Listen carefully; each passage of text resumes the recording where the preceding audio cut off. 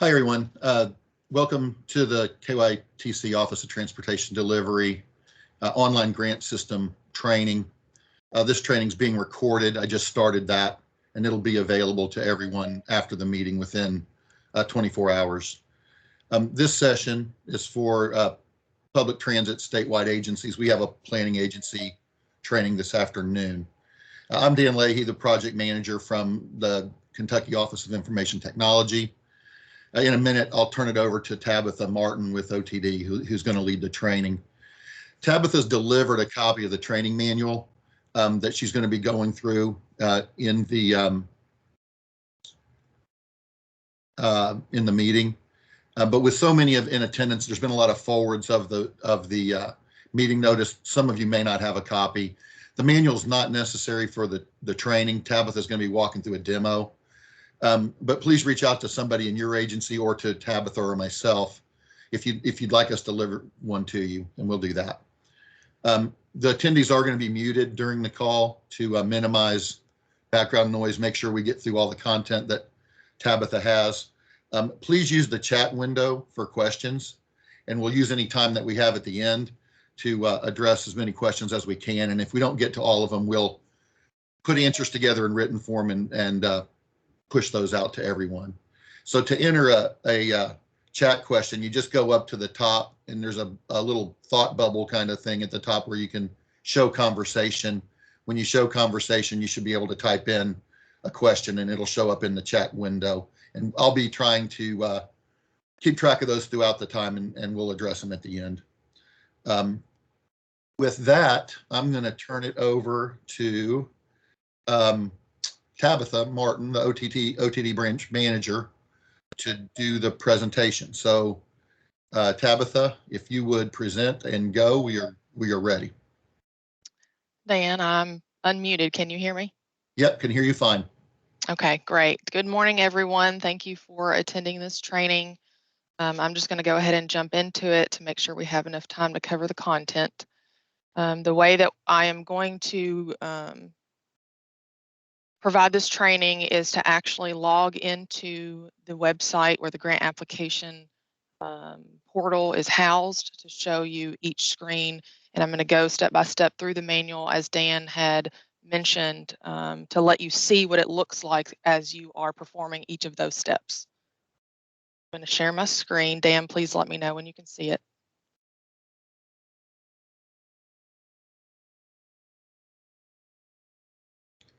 I can see it now. Excellent. You're good to go. Thank you. So one thing I would like to point out is this is what the website will look like when you access the link that is provided on the first page of the manual. The only thing that is different about what I am showing you today is that this is the site where we test the pages before we put them out to production. So on the top right-hand corner, it says shared development. Those words will not be visible on the site when you log in, but the other information on this page will be visible. So when you first enter, you must have a username and password. And several, if not most agencies, had these created a couple years ago for whoever was at your agency at that time for the FY21 grant applications. However, we understand it's been a couple years since those were done, so you may have misplaced this information even if you had a username and password at the time. So if you did and you forgot your username or password, then you go to the link forgot username password that is directly below the login button, and it will take you to a screen to where if you need your password and know your username, then you enter your email address and username associated with that account, and it will send you an email.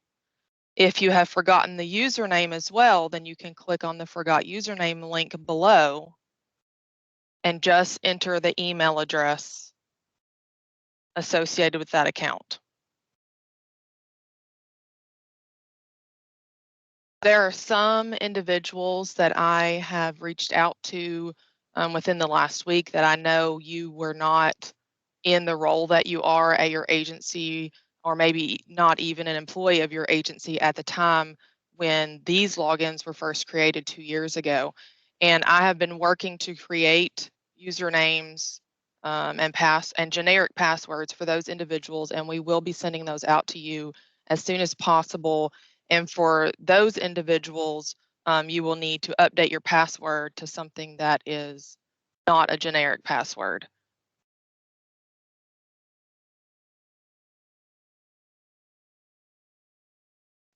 So once you have your username and password, you will enter it on this screen and then click Login. Since I am showing how to enter a grant application, I am logging in as a subrecipient. So for example, if I was Bluegrass Community Action, I'm pretending that I am that agency logging in. The first screen that you will see is called the dashboard. And on this page, there on the right-hand side, there is a My Opportunities section. Within that section, there is a link called Formula Grant, and it will have the year that you will be applying for. So FY 2023 is what you will be applying for, and you click on that link. A screen pops up with information. It's not visible on this screen yet, but when you're applying, there will be information about what types of grants that you can apply for, such as Section 5311, 5310, 5339, etc. And you will click the blue Proceed button.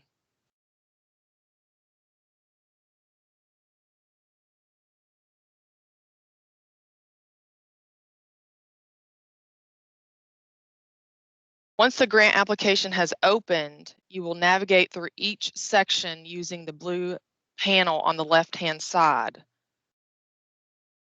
The first page that every agency will enter is the authorizing resolution and local share resolution upload page.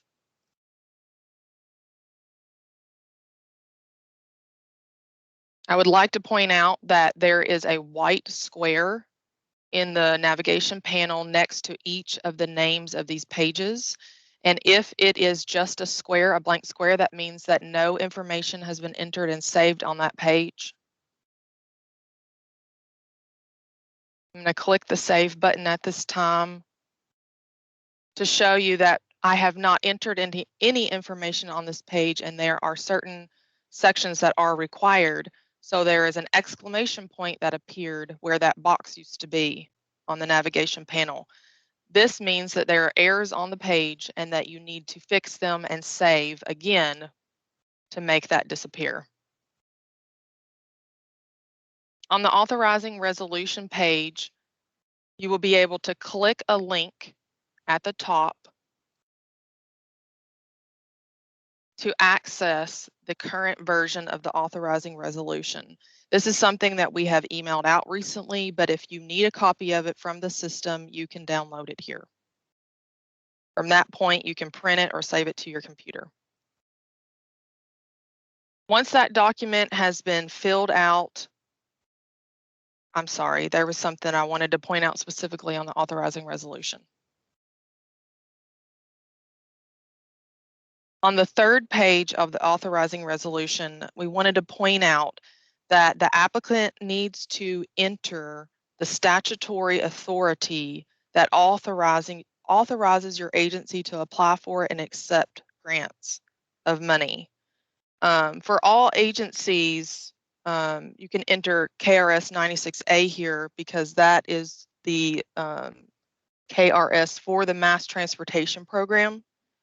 But then also community actions can enter KRS 273. And if there is another relevant KRS that you believe is specific to your agency, you can reach out to us if you have any questions about whether we also believe that that could be entered here. So once your authorizing resolution is filled out and signed by your board, then you will upload the signed authorizing resolution in this box, the documentation upload box. You can do that by either clicking this gold select button, and then you can navigate to wherever that document is saved on your computer, or it says drag files here. So if you have the folder open to where that document is, you can grab that document and pull it over to this box and drop it in, and it will upload the file. I'm only using test documentation for this training. The next section, you will need to list the name of the individual that is listed in that authorizing resolution that the board gave authority to sign contracts and to apply for grant funds. So in this case, if I'm Bluegrass Community Action, I would enter more than likely the executive director's name here. And then I would put his title. At the bottom, there is a box that you check to certify that this is a true and correct copy of the authorizing resolution. Once you check that box, click Save, and it will pull in the name, the title of the individual that is logged in filling out this page. The name and the title comes from the profile of the individual logged in. Once you're finished with the authorizing resolution page, then you navigate to the next section of the grant application. And you can do this by either going to the left navigation panel and clicking the grant type selection button, or there is a gold form at the bottom of a gold button at the bottom of the page that says Next Form.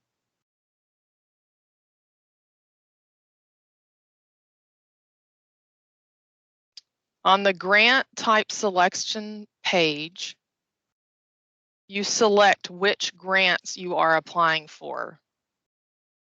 In the case of this training, I'm going to scroll down to the bottom because we are applying for 5310, 5311, and 5339.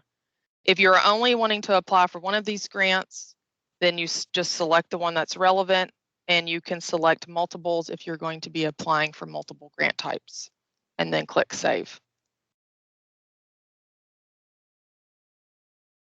Then you just move on down to the next screen.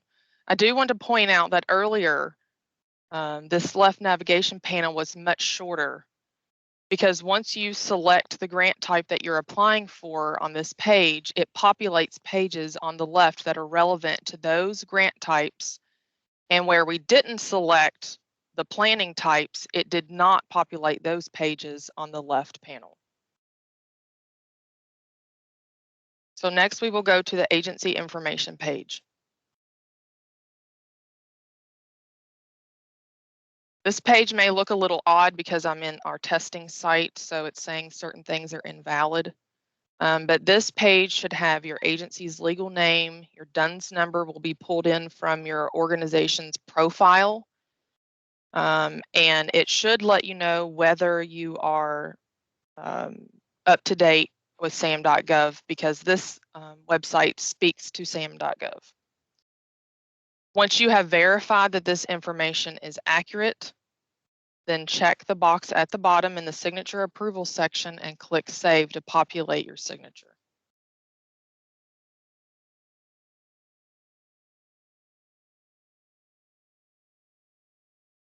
Next is the certifications and assurances page, which lists all the required certifications and assurances that your agency must agree to in order to submit an application.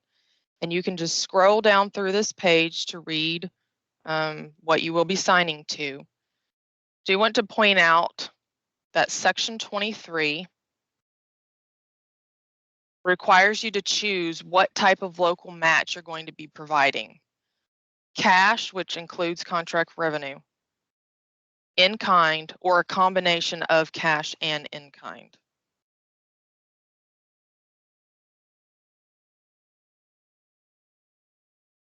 At the bottom of the page, it lists all the categories that you had read through above. You have to agree to all these certifications and assurances to be able to make an application, but there are check boxes next to each one for you to check, or to make it quicker, you can just check the box at the top to say that you agree with all categories listed on the page.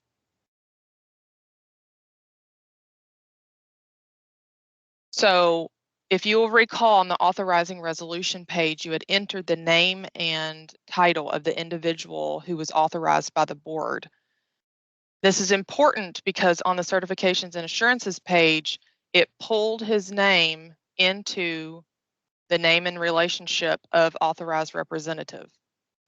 Over here, where on the left where it says name of applicant, it says OTD testing since I'm in our testing site, but it should list the name of your agency. At the bottom of the screen, the individual listed here, that's the authorized representative by the board, should be the one signing this page. So in this case, Troy Roberts would be signed in, check this box, and click Save.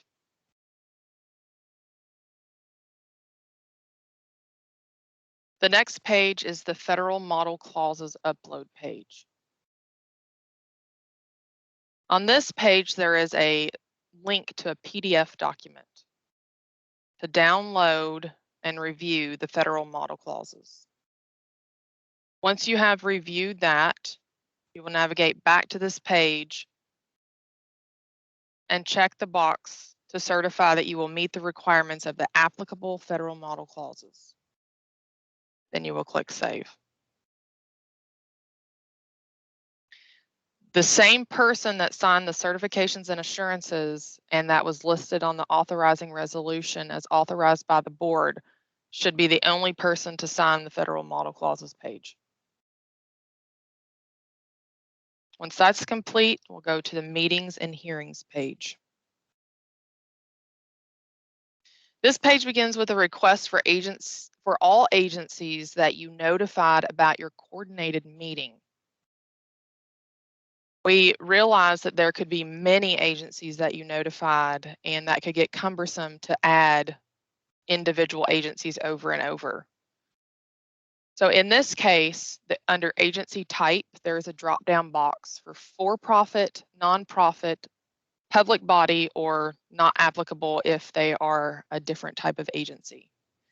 So if you sent the notice to 10 nonprofit agencies, you could group them all here, list all the names in the agency notified box.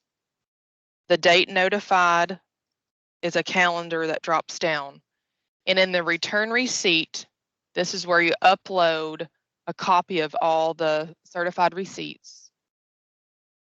If you have multiple agencies listed here, you upload one document. This field does not allow an upload of multiple documents. So if you have more than one document, you will need to combine it into one document and upload it in this field. If these agencies serve minority population, then you will check this box here. And then if you have other agency types that you need to address, then you will hit the blue plus button and enter the relevant information on that line. And add as many rows as you need. The next section, you will upload a copy of the letter that was sent out for the coordination meeting. We do not need a copy of a letter addressed to every agency. We just need a copy of the letter itself. Upload that here. Then we need a copy of the sign-in sheet from the coordination meeting uploaded in the next field. In the meeting summary section, you will provide a summary of the coordinated meeting. I'm just going to put test to move on. The last section on this page is the public hearing section, and it asks, did an increase of fare or reduction of service occur? If the answer is no for your agency, then you're done with this page. You'll click save and move on. However, if you click yes, additional sections will appear. In the first section, you will list the participants in your public hearing.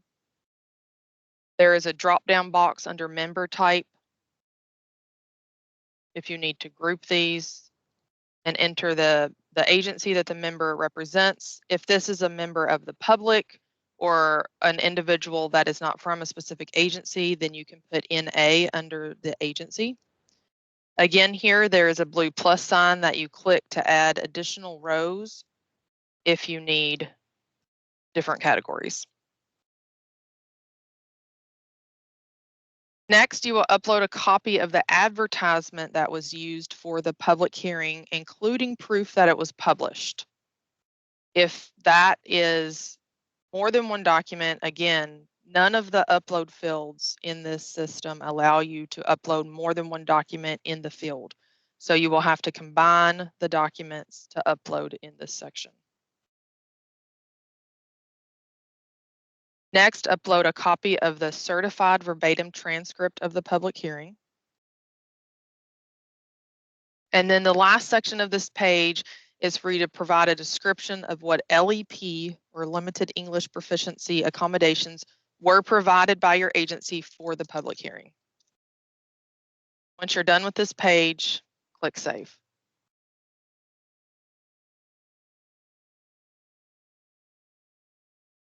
So next, we're going to go through the 5310 specific screens. The first one is the 5310 project information screen. At the top of this page, you will check the box next to the category that is applicable to the request that you are submitting.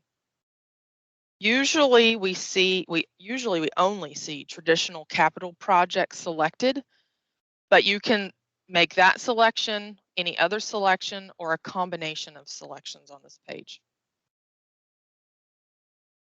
Next, you will provide a description of your 5310 capital request based on what you selected above. In this box, we don't need to see a description of your 5311 service or any other service that your agency provides. We only need to have a description of the 5310 capital request for the upcoming year. And be as descriptive as possible.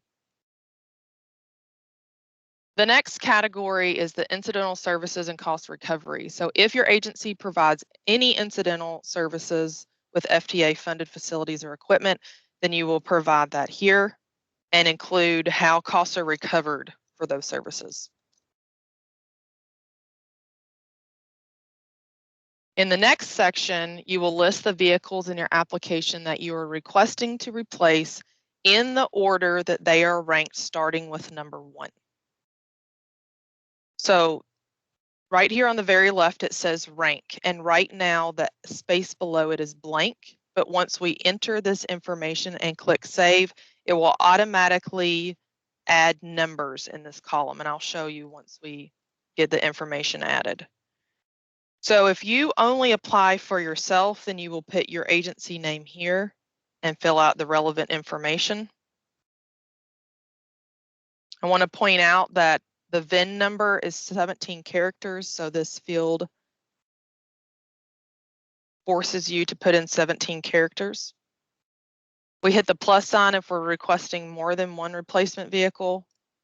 And as I'm putting in this information, if you are applying on behalf of another agency that is going to be leasing a vehicle, then the agency name here, you need to also include the agency that it would be, or that it is currently being leased to.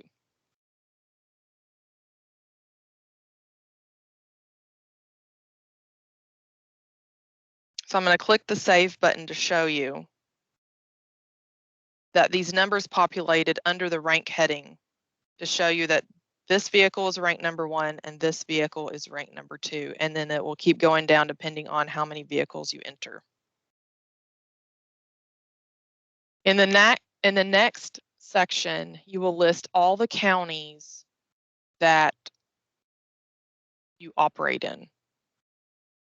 So I'm just going to select a county. You will provide a description of the needs of that specific county. Then you will hit the plus sign at the end and add the second county until you have entered all counties in your service area. The last section is the Title VI section, where you will enter a number of the estimated individuals in that in each category that your agency serves.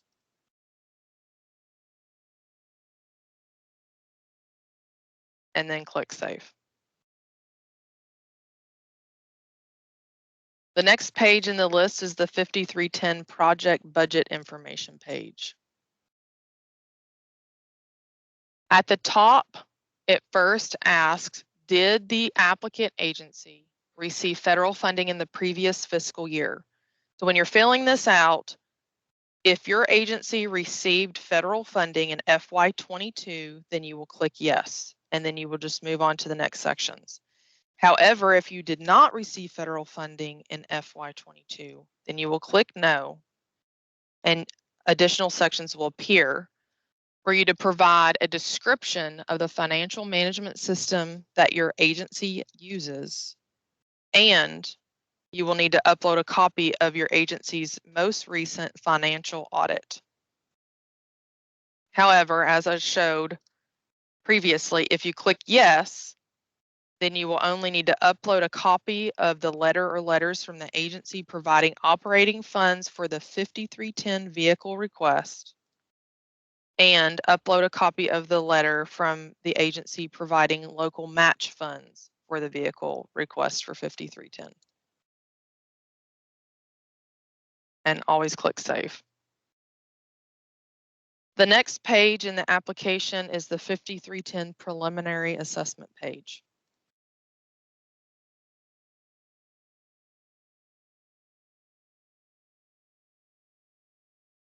In section 1, there are 2 drop boxes. The first one is for the lead agency name. If your agency is the lead agency, you should only see one agency name here, and that's what you will select. If you are an agency that is not the lead agency, then you should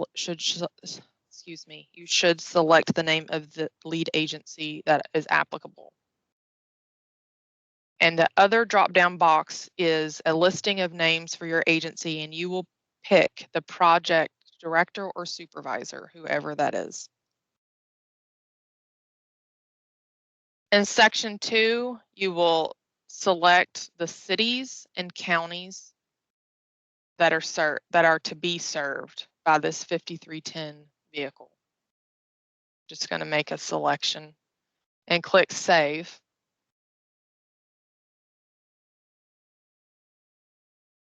To show you that whatever cities and counties you select will populate over to the right.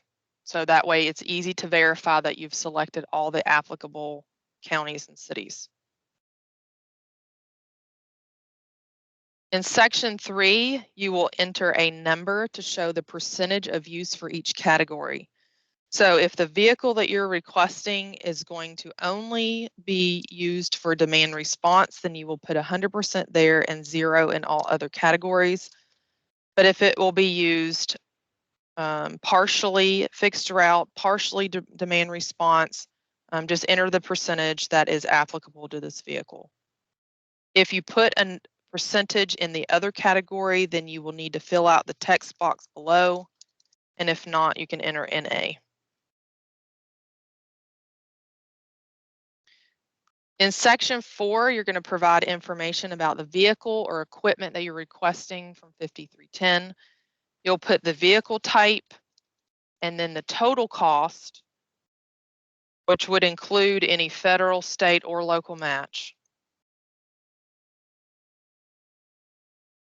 And then in the next box, you will provide only the local match amount.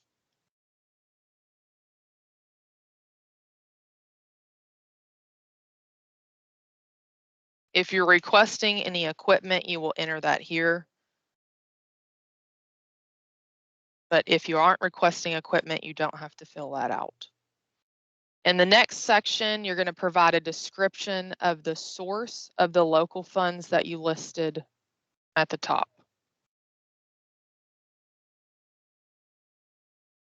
And you will do the same for the equipment.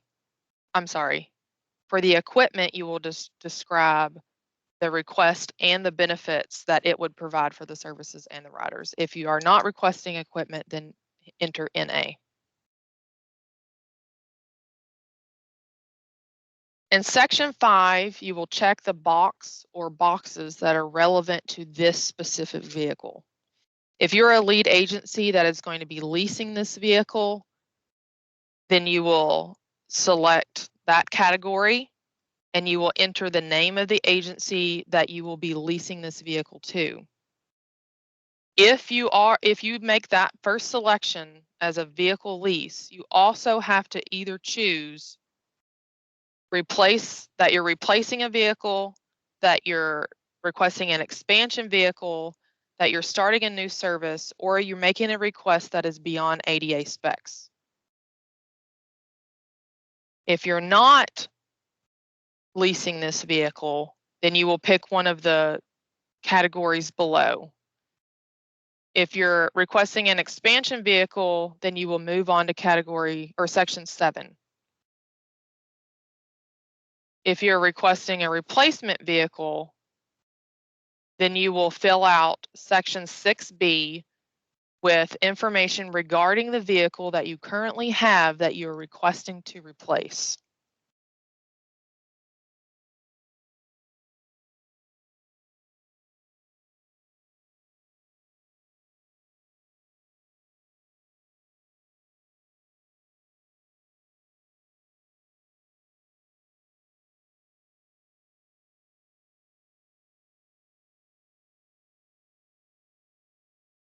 In section 7, you will estimate the number of one-way trips per month for the vehicle being replaced.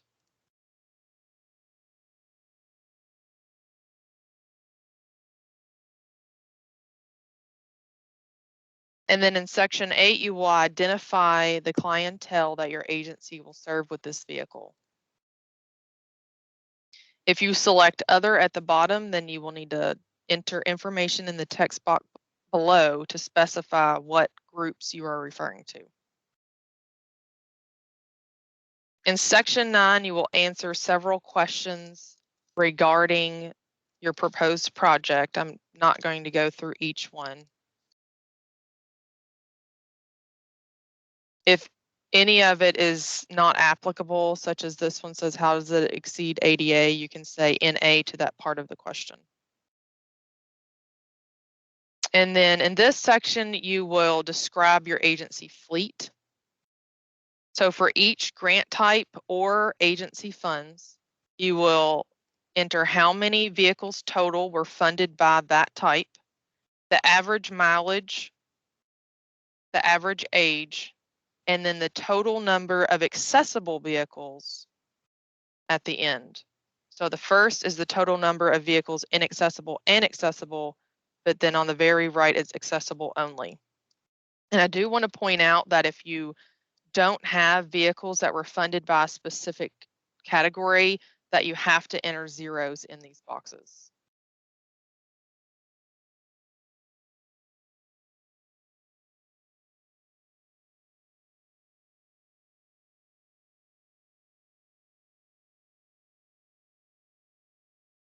And then there are just additional questions regarding this project specifically. Just make sure that you answer the questions that are provided there.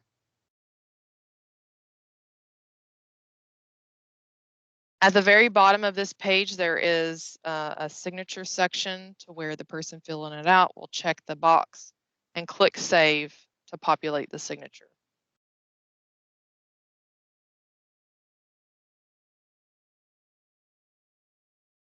So if you're only applying for one 5310 vehicle, then you are done with this page and you will move on to the budget. However, if you are applying for more than one 5310 vehicle, then you have to fill out additional preliminary assessment forms. To do this, you go up to the top right-hand corner and click the gold Add button.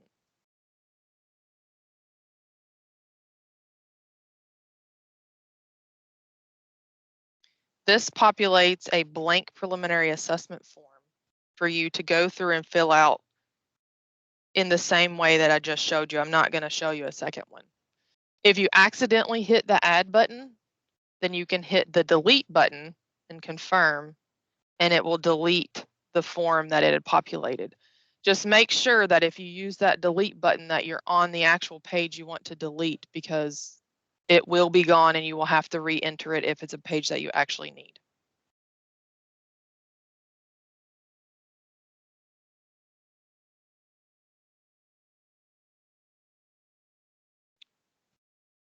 This is not something I'm going to show you in this system, as I don't want to take the time to enter multiple preliminary assessments.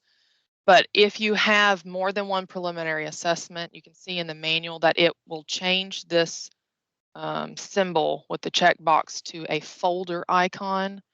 And once you click on that, then it will have a menu appear with a listing of all the preliminary assessments that you can click into, so that you can view individual preliminary assessment forms.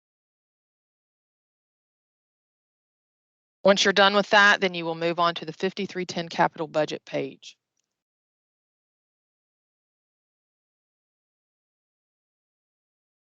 On this page, the first thing you do is select a budget year. And when you're applying for FY23, make that selection first. Start at the left and move your way to the right.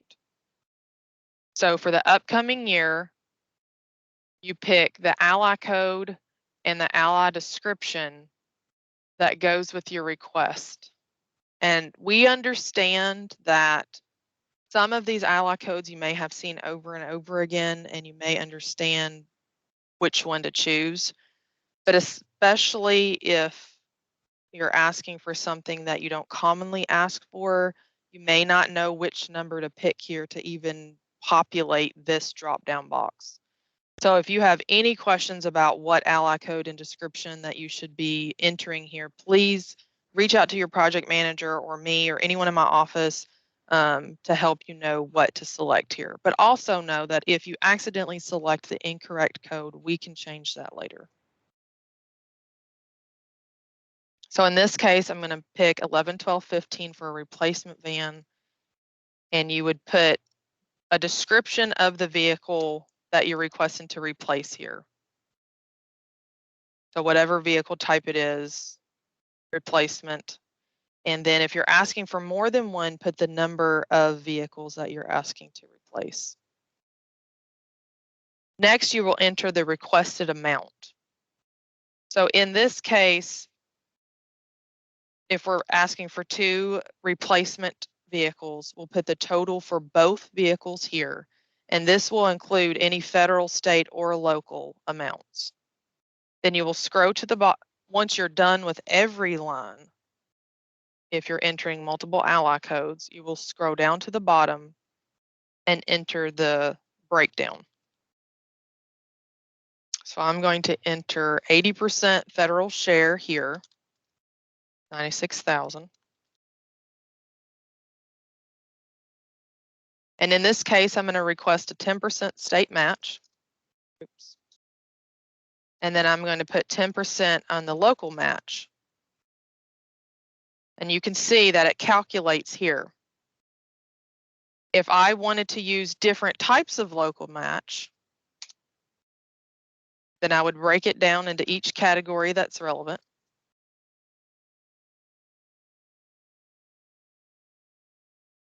And you will see that it added up. It added all 4 categories on the local match line. Below the budget, you will provide a detailed justification for your 5310 capital request. And please be as detailed as possible in this text box.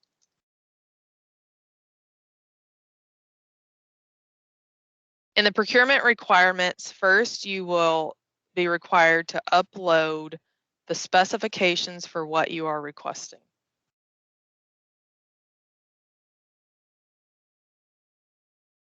If it is applicable to what you're asking for, you will upload the independent cost estimate.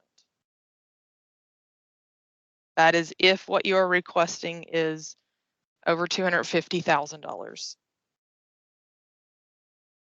At this point, you need to hit the save button.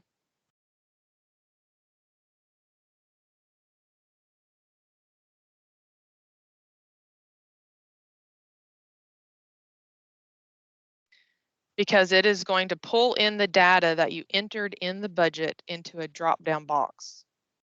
If you have more than one ally code at the top that is greater than 30,000, meaning that it will require a bid package, then they will be listed here. In this case, we only entered one, so it only has one.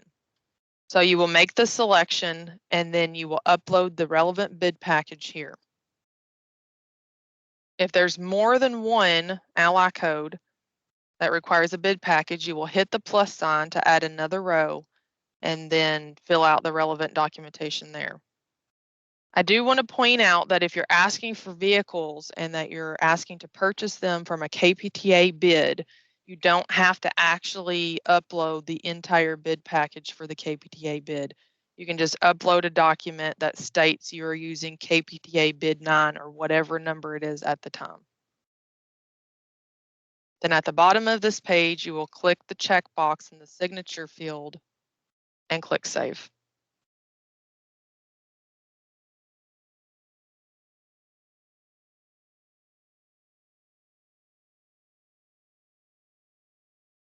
So next, you have to enter 3 additional 5310 capital budgets that for planning purposes.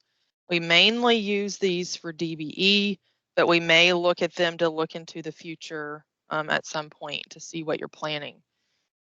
So if you're currently applying for FY23, then you need to enter a planning 5310 budget for FY24, FY25, and FY26. You do not do this by just going up here and clicking on these radio buttons, because if you do that, then it will change the year for this request that you entered. So you do that by going up to the right-hand corner and click the gold Add button to add a blank budget form.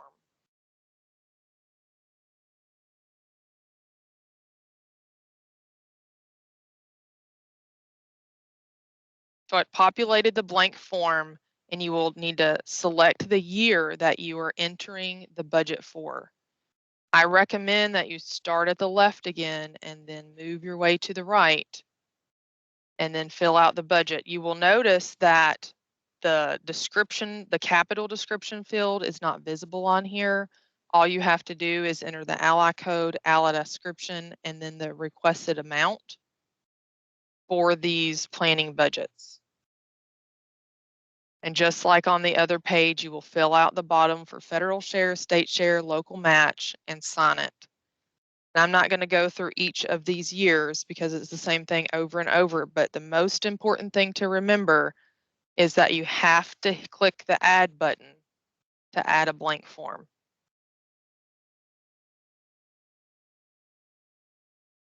After you're finished filling out all 4 5310 capital budgets, you will move to the 5310 capital budget milestone schedule for upcoming award.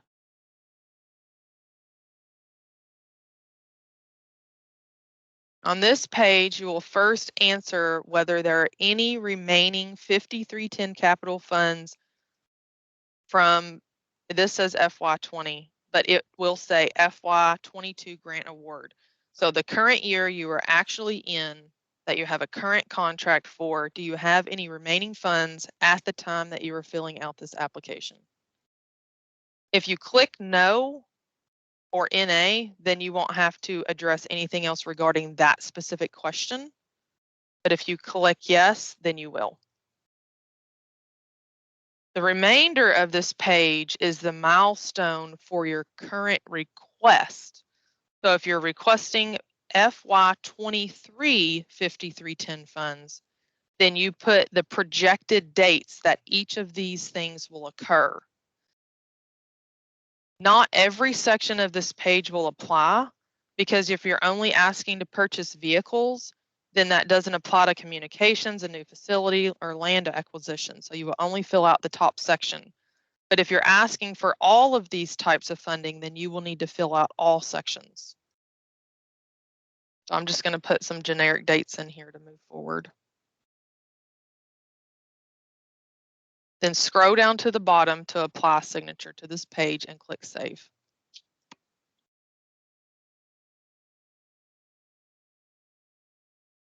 Since I answered yes at the top, saying that there are remaining 5310 capital funds in the current year, on the left-hand side, it populated a new page for the milestone schedule for the past award. So if you have open 5310 grant, at the top, you will describe the status of the grant and include the amount of funds that you have remaining as a balance. Then below that, you will put the projected dates of when you will complete that grant. Then scroll to the bottom, click the check box to sign, and click Save.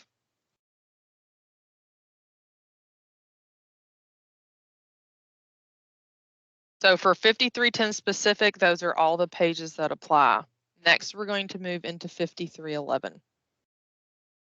If you only apply for 5310 and you're listening to this training, I know the next section isn't relevant to you, but there are pages later on that are relevant to all grant types that you will need to hear. For 5311, you start with the 5311 project information page. On this page, you will first enter an updated project description, and please be as descriptive as possible with the number of characters that the text box allows you. If you provide rural demand response, if you have Appalachian, if you provide intercity services, if you provide non-emergency medical transportation, whatever services that your agency provides, please put all of that information in this box. Next, you will describe any incidental services that your agency provides, such as incidental use of any of your FTA-funded facilities, if you provide charter services incidental, if you provide Meals on Wheels, things like that. Describe that here and describe how costs are recovered for those incidental services. Next, you will provide a description of the different modes that your agency provides. If you only provide one type, then you will only describe that type and put NA in the other boxes. But if you provide all types, then you will need to fill out a description for each mode. This is demand response, deviated route, fixed route with supplemental ADA paratransit is what I'm referring to. The next section is service area. In this section, you're going to upload your service area maps per type. So if you provide deviated fixed service in 3 different towns, you can combine those maps into one document and upload them here. Or if it's easier, you can put deviated fixed and the name of that town and put the map, upload the map here, and then add a row for the next town. If you provide fixed route services and you provide demand response, then you'll need to enter those service types and also upload a map for those service areas.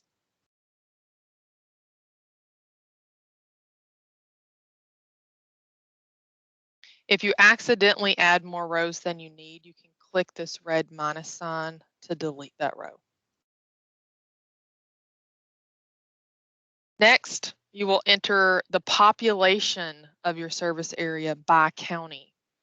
So if you only operate in one county, select that county and enter the population there. If you operate in multiple counties, hit the plus sign to add additional counties and their population. At the bottom, you can see that it calculates a total population of your whole service area.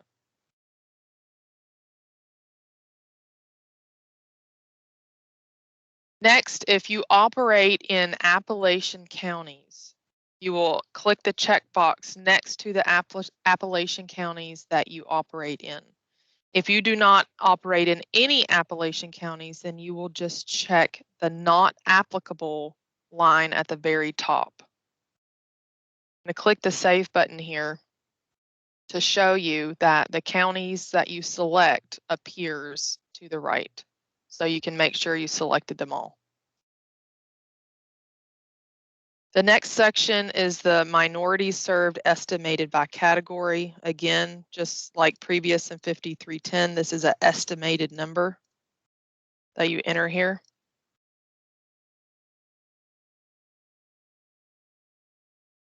The next field is for you to upload documentation for the low income population in your service area.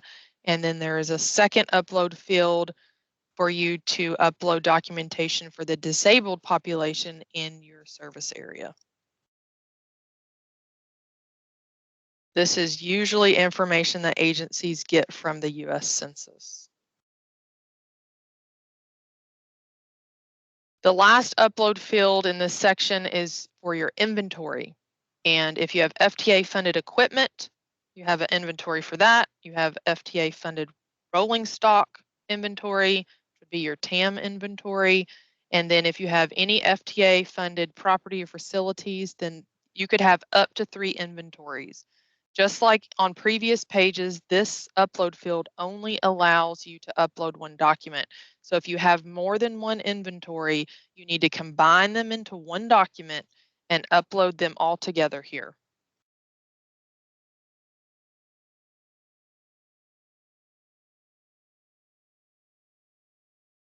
Next, you will provide a status report for the services that your agency provides for the disabled. Just be as descriptive as possible. In the project justification, you will upload local support letters that you received. Again, if you have more than 1 letter, you will have to combine them into 1 document and upload the 1 document in this field.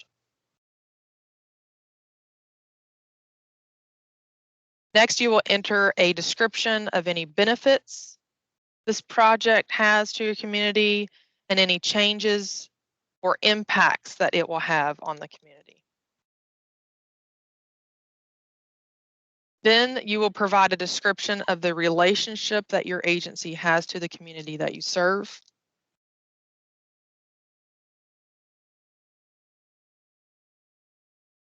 The next field is where you will upload a copy of the current letter from council that is addressed to your agency.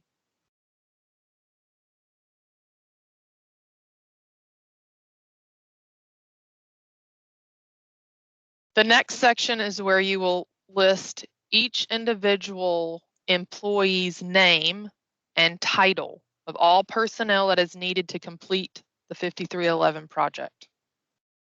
So if you have 1 driver and 1 dispatcher, you will list both of them here. If you have 100 employees, you will list them all here. And to add rows, you click the blue plus sign to continue adding names and titles.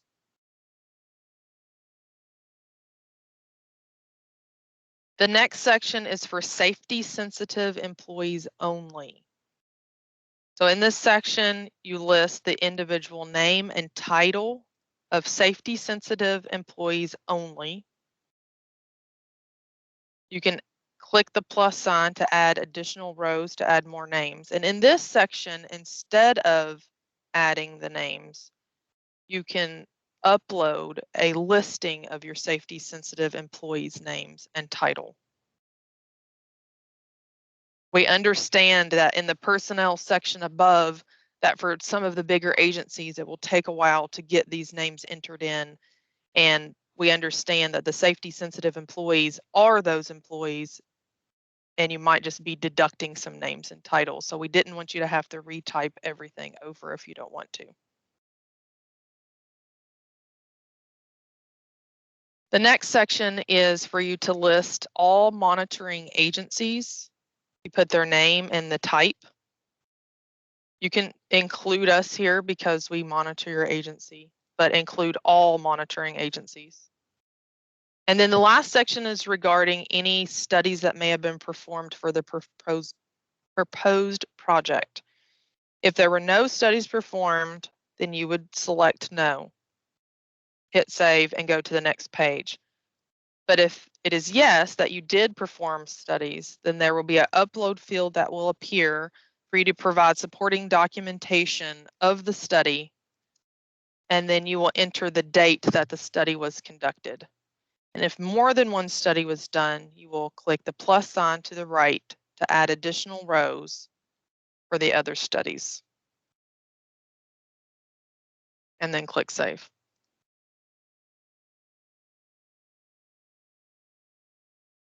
The next page is 5311 Training. On this page, you will first enter the names of the training sessions that your agency conducted during the year that you are currently in. So the FY22 trainings that your agency provided, you will enter the names of those here. For multiple trainings, click that plus sign to add more rows. Below that, you will enter the names of the training that your agency conducted the previous fiscal year, so FY21. And then click Save.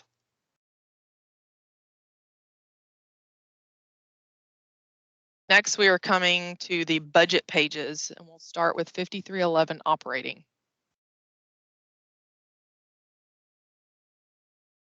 Just as we saw on the 5310 budgets, you first select the year that you are filling out the budget for. Always start with the upcoming year, so FY23. The categories on this budget are what you are used to seeing on an operating budget. It just looks a little different on the page. So enter the requested amount for each of the categories that's applicable to your agency. Just going to put it in on one line for the sake of time. In the detailed description box for each line that you are requesting funding for, you need to provide a detailed description for that request. And if there is a breakdown for how you determined that amount, such as for salaries, if it's this many employees at this much per hour for this many hours, however it was that you came up with that amount, then you will enter that description in this box. And one thing about these boxes is the box itself does not expand. So once you enter characters past this point, then it will keep going, but you won't be able to see what was entered previous. And I apologize for that, because I know it's probably nicer to see the whole paragraph, but you will only be able to see what is visible in that line unless you use your arrow keys to go back. So once you get done filling out this budget, you'll scroll down to the bottom. For the operating, you will enter the expected fare box that your agency will receive. And then you'll enter the federal share, which can be, for an operating request, can be up to 50%. And then you will enter the local match.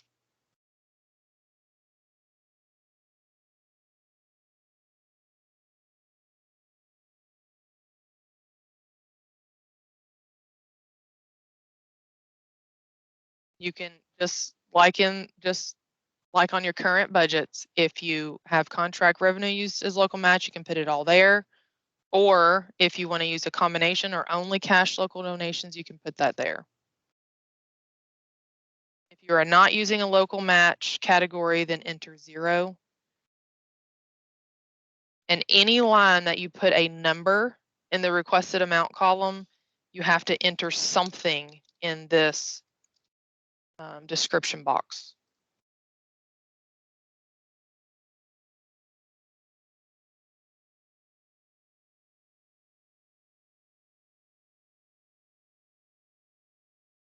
If your agency is requesting funding in the indirect field, then you will upload the nonprofit rate agreement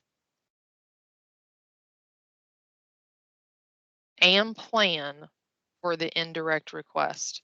So you have the plan document to where you came up with the percentage, and then you sent it to the cognizant agency. They approved it. You have documentation of that approval. We need both of those documents here as one file. It has to be combined as one file. If you're requesting in-kind match, then you will provide a detailed justification of the in-kind here. If not, put NA. And then if you are requesting in-kind, you will upload any supporting documentation for the in-kind request in this field and then sign.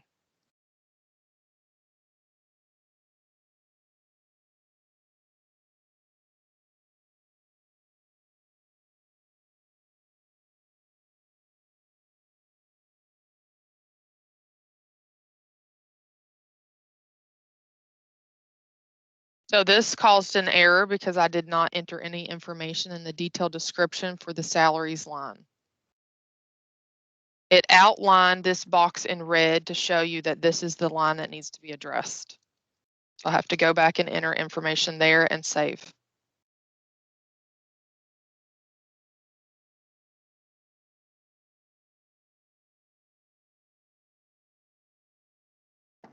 Just like with 5310, you have to enter the 3 planning budgets by clicking the Add button to add a blank budget form. You will select the next year, and then you will fill out your planning budget for those future years. And the budget looks just the same as the other, except that you do not have to provide that description that was in between the item and the requested amount. I'm not going to fill that out for the sake of time. The administrative budget is next if you're requesting administrative funds. It's similar to the operating budget, so I'm not going to fill it out. The only difference really is that the federal share can be up to 80% instead of 50%, but all the information on this page at the bottom is the same. If you do not want to request one funding type of 5311, then you just don't do anything to that page, don't click save, and it will just leave this square here blank, and you will be able to submit an application with this page not saved.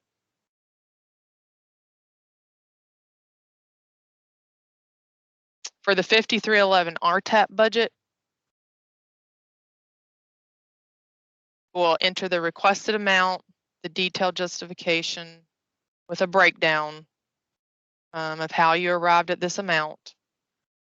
For RTAP, since it's 100% federal share, you do not have to enter anything at the bottom. It just calculates the total for you.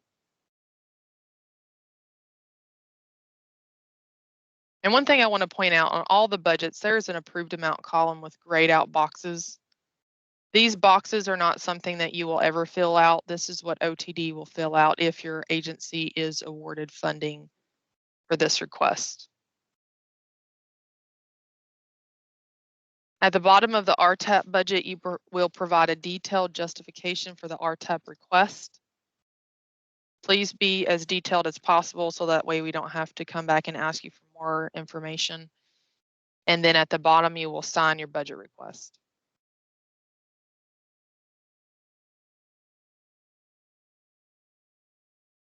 I'm not going to go through the capital screens because they look very similar to the 5310 capital.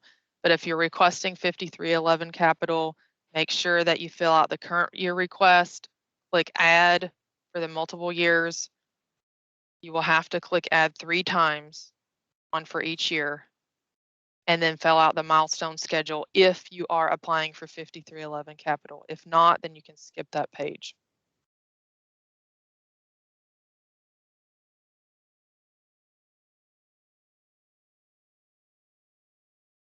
If your agency is applying for intercity operating funds, then you will fill out the intercity operating page. It looks just like the operating page. The only difference for this is in the fares section, you will enter the amount on the intercity fares line instead of the cash fare box line.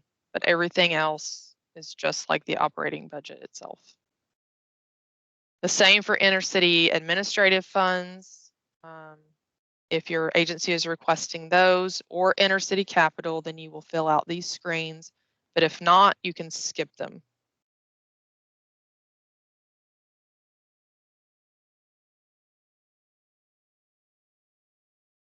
After the inner-city budgets, there is an inner-city bus assurance page.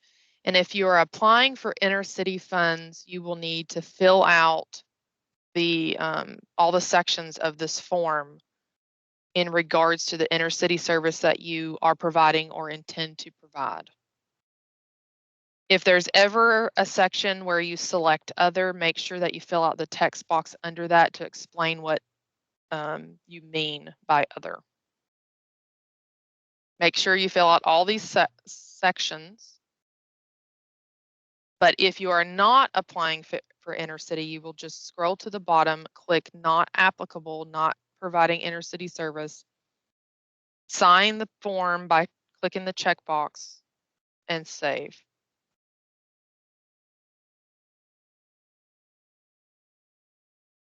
If there's ever a text box that causes an error on the page that wants you to fill it out and it does not apply to you, please just put NA in that box.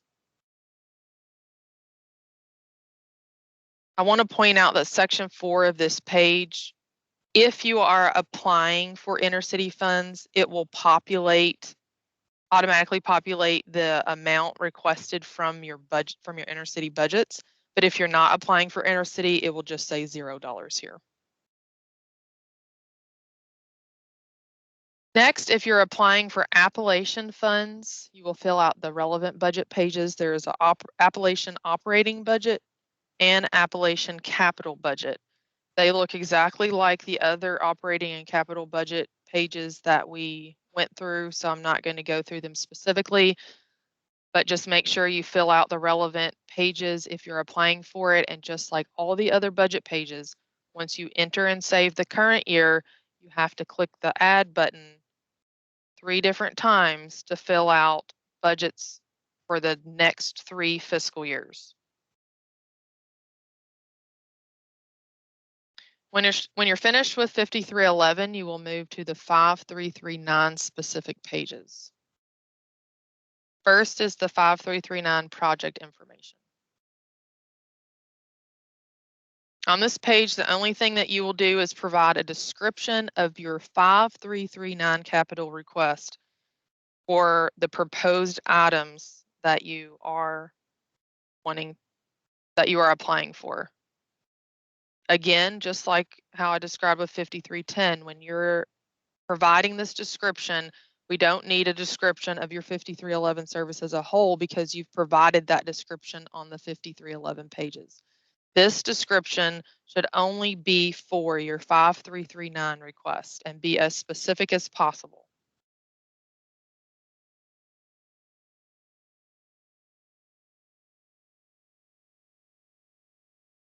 Next is the 5339 capital budget page. Again, this looks like all the other capital budget pages in the application.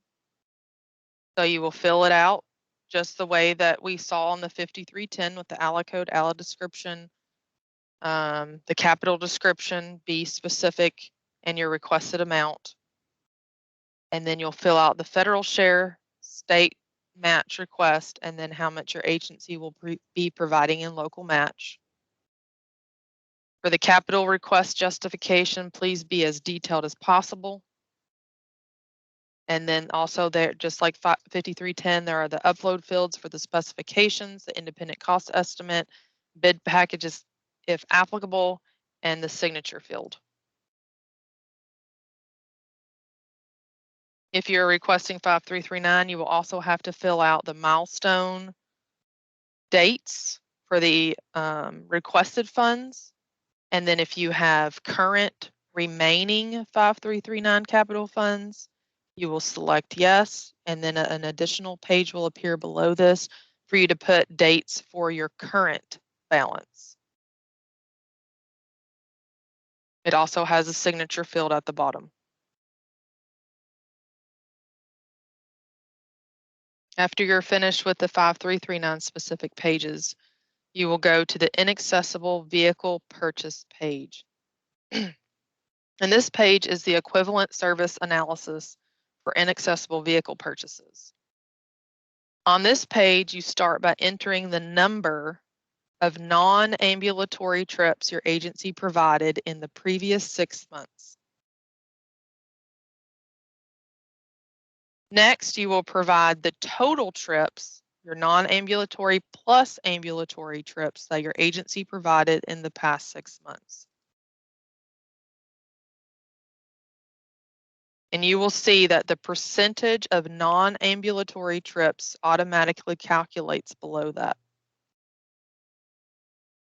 Next, you enter the current number of accessible vehicles in your agency's fleet. And then you enter the total vehicles in your agency's fleet. And you will see that it will calculate a percentage there. Then you will answer, in the last 6 months, has your agency had to turn down any trips due to not having an accessible vehicle available? And whether you answer yes or no, that's all you do for that question. In the next text box, you explain if your agency is requesting an inaccessible vehicle in this grant application, you will explain why you need an inaccessible vehicle and include the vehicle type. And if you're requesting more than one type, then please provide an explanation for each vehicle type. If you are not requesting inaccessible vehicles in this grant application, then just put NA. And then sign at the bottom by clicking the checkbox and click Save.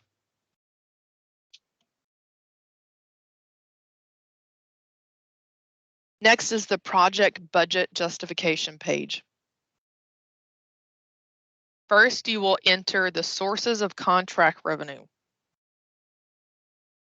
If you are a subcontractor for non-emergency medical transportation, for example, you will enter the source as broker and the description of services as non-emergency medical transportation. You may have multiple sources of contract revenue. You may have a contract with a senior center to provide transportation. There could be many different types. You just enter all the types there and the services provided.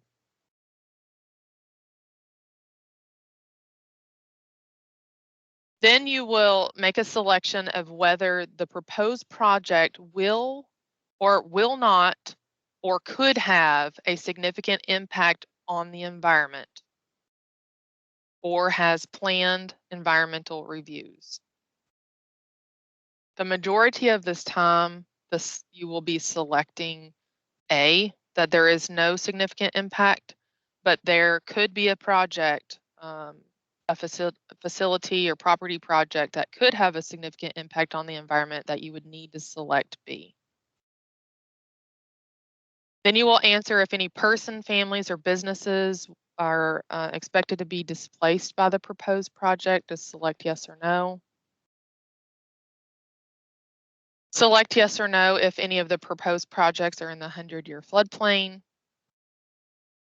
And then select yes or no if you are a non-emergency medical transportation broker or subcontractor.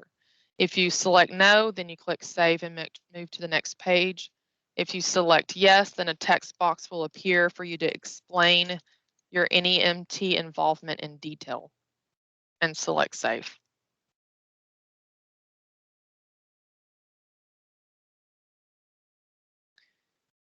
The next page is the project documentation requirements.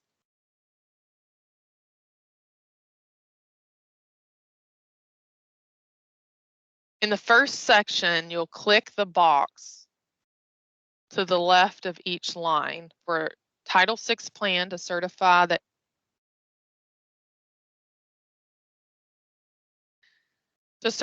your current Title VI plan has been uploaded to the organization details of this system, which I will explain and show you those pages later. And then second, to certify that your articles of incorporation or other legal documentation has been uploaded to the organization details. So if you have verified that they have been uploaded there, then you check the boxes. Next, for equal employment opportunity, you enter the number of transit-related employees at your agency. This should include full-time transit, part-time transit, and indirect transit employees. At this point, after you enter the number of transit employees, select Save, even though we're not done with the page. This will automatically choose an option and will let you know if an affirmative action plan is required for your agency to submit. In this case, we do not meet the criteria in the description above, so this agency is not required to submit an affirmative action plan. But if you do meet the criteria, then it will select A.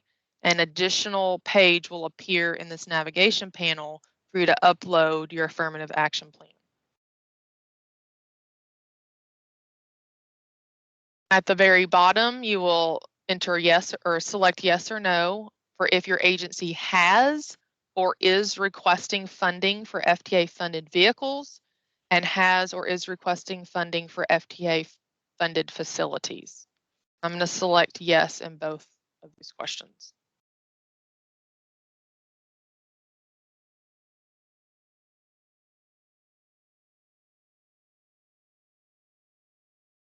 Next is a coordinated plan upload page. At the top of this page, you will enter the name of your coordinated plan. Next, you will select the counties that are covered by this coordinated plan.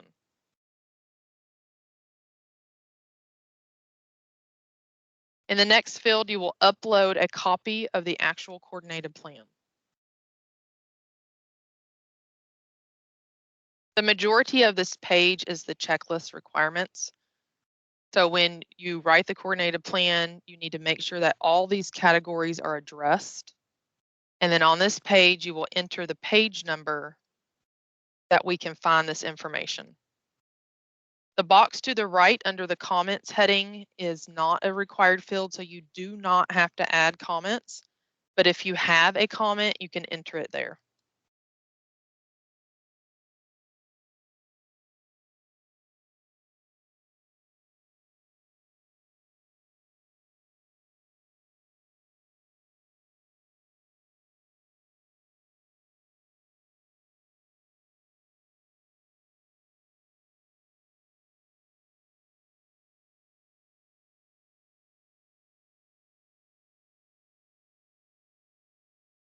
And then at the bottom, there is a text box if you want to provide any additional information or comments in general about the coordinated plan, then you can enter that here, but you do not have to enter comments on this page in any box.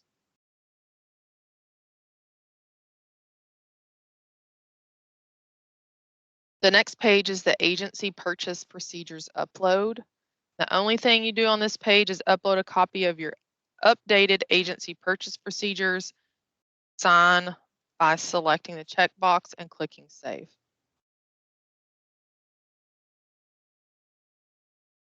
Next is the drug and alcohol policy upload, where you will upload a copy of your updated drug and alcohol policy, click the checkbox to sign, and click Save. When we were on the project documentation requirements, I had selected yes, that this agency has FTA funded vehicles and FTA funded facility or was requesting funds for them. Because of that, there are pages that appeared for this agency to upload copies of the updated facility maintenance plan first. Check the box to sign and save. And then the next page is for this agency to upload a copy of the updated vehicle maintenance plan. Check the box to sign and save.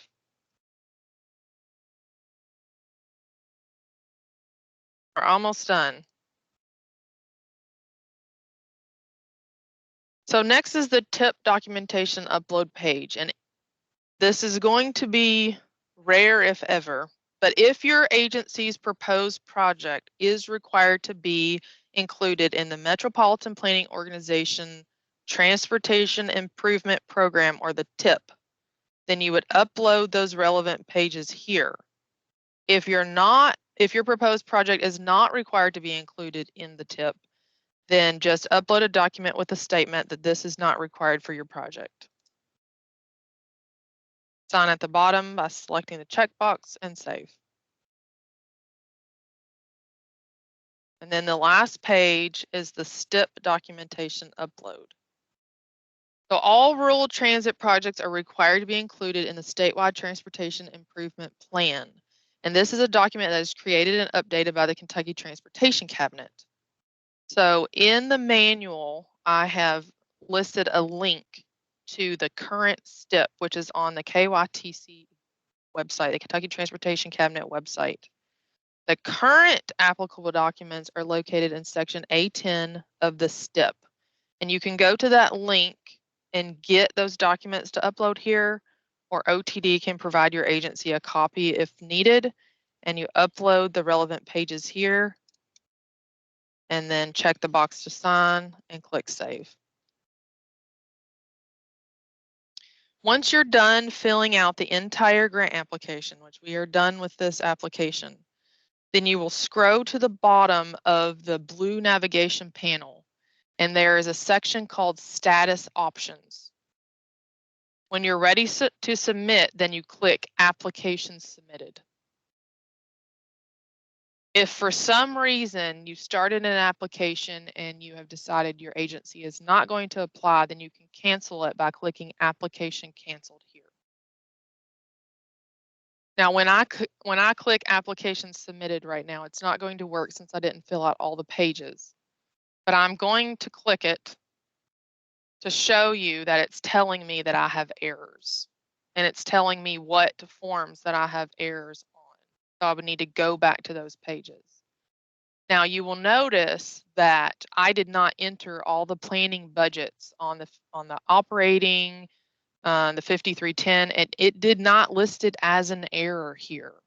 However, if you submit your application and did not enter those planning budgets, we will have to send it back to you for you to add them after the fact. So if everything is complete, then the box that appears will say, are you sure you want to change the status from application in process, which means you're working on it, to application submitted?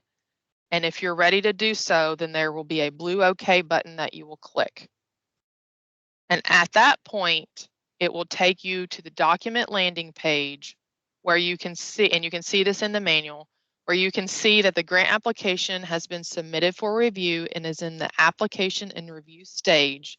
And this means that my office now has the application for review. So the last thing that I need to show you all is the organization details that I had mentioned earlier. And I'm getting to the organization details by going to the top of my screen and clicking on searches. And then at the bottom of the list is organization details. I'll click search. And you can go into the document by clicking the link under the heading name. So on the organization details, there are only 2 pages that you need to address. And the reason why they are separate is because these documents don't necessarily change every year. So you may upload your Title VI plan in this field and not need to upload a new one for 3 years. So if your agency already has a Title VI plan here, and it's not ready for you, or it's not time for you to submit a new Title VI plan, and this Title VI plan has been approved, then you just verify that it is here, and you don't have to switch it out until it is time for you to submit a new one. If it is time for you to submit a new one, then you will have to replace the document that is here by clicking the X to remove it, and then uploading a new Title VI plan. The second page is called Articles, and it's for your legal documentation upload. This is a copy of the legal document that created transit services for your agency. Many times this is articles of incorporation, a local ordinance, or some other legal documentation that created your transit services for your agency. I don't know that this document would ever change. So once it is uploaded here, and if it was back for FY21 grant applications, then you may never have to replace this document. But I ask that, especially this year, but every year, for you to click on the document and open it to make sure that it is the correct document. And once you're done with both of those pages,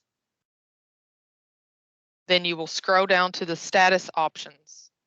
And this is not visible on the page I'm looking at, but in the manual, under the status options, there will be a link for you to click Organization Details Submitted. And then it will ask you if you want to change the status from Organization Details in Process to Organization Details Submitted. You click OK. That sends it to OTD for review. And it's very important to remember that when you submit a new grant application, that you have to submit the grant application itself and the organization details.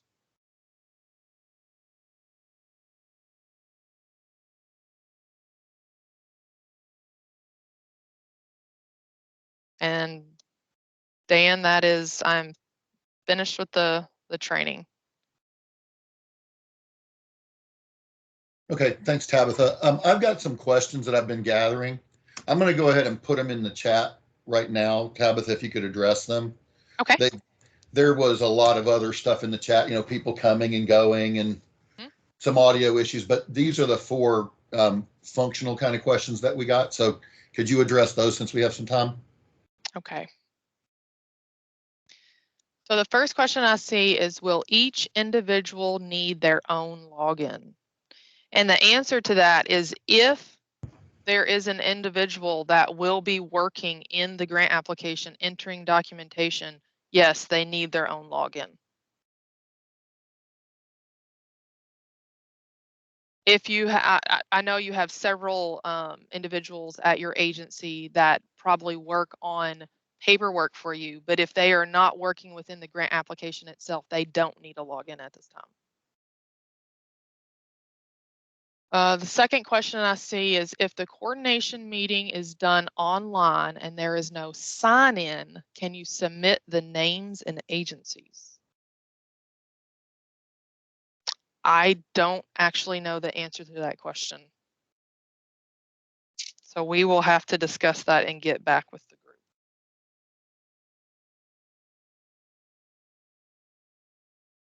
The third question I see is, will we be able to copy and paste VIN numbers and budget information unlike last year?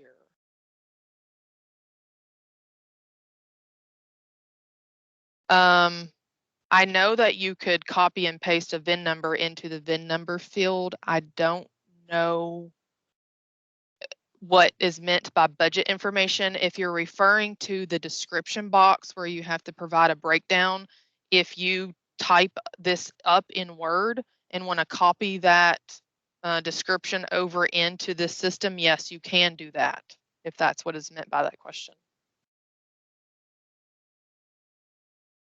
Let's see. Next question. Does everyone have to do 5310 if they only apply for 5311? And the answer is no. At the very beginning, right under the authorizing resolution page, and I can go back to that to show you.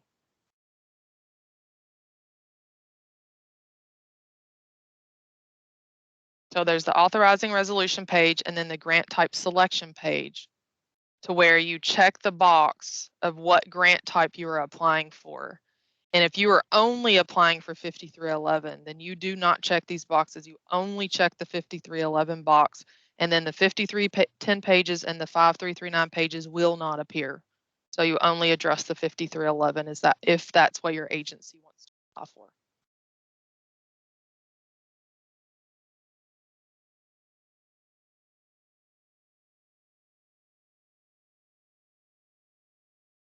I think I've had a couple questions come in. One, for population served, is that how many your agency serves or how many your transit program serves? It should be your transit program. That was a community action question. And then, can we skip around to different sections of the application at different times as long as we hit save, or do we have to work in order of the application? I know that certain section require data. However, I was thinking about descriptions, justifications, personnel, vehicle information, etc. And that's a really good question. I went through the application from top to bottom, but you do not have to do that. You can scroll through this navigation panel as long as you have selected the grant types that you are applying for. Then you can go to any page within the application. You can start at the bottom and go to the top. You can go to the middle. It doesn't matter. As long as you hit save, it saves your data. And if you only know part of the information on a page, you fill that part out, you save that page, it will show you errors, but you can still close. It will save the portion that you entered, and you can come back and enter in the rest of the information later.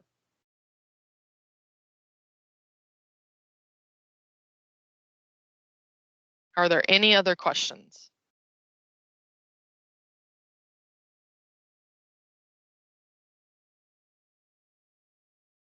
Another one, yeah, another one just came in. Okay. If the CEO is required to sign, so if they're the authorized representative by the board, will they need their own login? And the answer to that is yes. They have to be logged in as themselves with their name on the profile, their name, their job title on the profile, because when they click the save box, or I'm sorry, when they click the signature box and save, it will populate the name and title of whoever they are signed in as. So they need to be signed in as themselves, even if that's the only thing they ever do in the system. Let's see. If you have multiple users, will they be able to use at the same time? Theoretically, yes, but you have to be careful that you're not working on the same page, because you may end up overriding what the other person. But I can be in your grant application and view it at the same time as you are if you have any questions. So I know that it is visible. It is supposed to be usable to where you can both be entering information, but like I said, be very careful that you're not overriding what the other person's doing. What documents are for the CEO only to upload? I believe you're referring to when I had said only have the authorized official to sign certain pages. And that was the certifications and assurances page and the federal model clauses. The person that is the authorized official authorized by the board on the authorizing resolution should sign the certifications and assurances page and the federal model clauses page. And then, of course, that person will be the one signing the contract at a later date. Does the application have to be completed in one session, or can we work on the application, save it, and come back? Yes. You can work on a portion of it, save it, close the website, and come back and work on it at a later date. Tabitha, there's been a question up above there a little bit from, let's see, from Kenny. He's asked a couple of times, how do we document attendance at a virtual coordination meeting? Is there some format that you need it in, or? Yeah, I think that goes back to the same question that Leah had asked as well about how do you do a sign in for an online coordination meeting. And I don't know the answer to that right offhand. I would like to discuss that internally and then get it out to everybody. Okay, so we'll use the distribution list of this meeting and we'll send out the answer once we've decided on the correct response. Yes. Okay.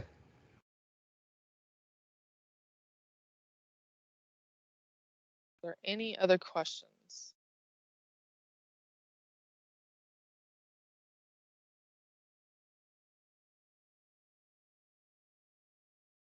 Of course, you guys can reach out to us at any time, and especially once you get into the system working on the grant application, I'm sure questions will come up, and that's fine. Reach out to your project manager, reach out to me.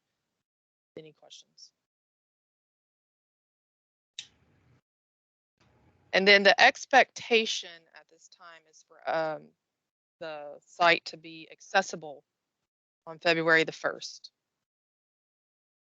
There's only a few days between now and then, and of course, something could happen. But that is the expectation, is that you will be able to access it on February 1st. And I had mentioned earlier that there are some individuals at agencies that I've reached out to recently that you didn't have a login 2 years ago. And I've created that login with the generic password, and I will be sending that information out shortly. Please be aware that I have to send that in an encrypted email. And I know sometimes that is a little difficult for people to access that encrypted email for. So if for some reason you can't get it to open, let me know and we can discuss it on the phone.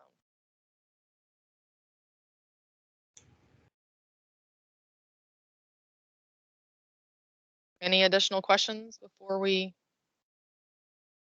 finish? All right. So Tabitha, thank you very much. Appreciate it. A late question just came in that was, if your agency is registered, does each user need to register? And I think you answered that by saying if they need to go in and work with an application, they do, right? Yes. Okay. Every user. If you have 5 people from your agency that will be working in the application, all 5 users need a login. Okay. And like you said, if there's any further questions, they can reach out to you, Tabitha, or the people that they work with at OTD. Correct. Yes. and get further questions answered. Goes live on the 1st of February, which is next Tuesday, unless something that's unexpected happens, in which case we'll let you know. If there's nothing else, we'll go ahead and close. Appreciate everybody's attendance. And Tabitha, appreciate your time and all the work you did putting this together. And we'll talk to everyone later. Have a great day. Thank you. Bye, y'all.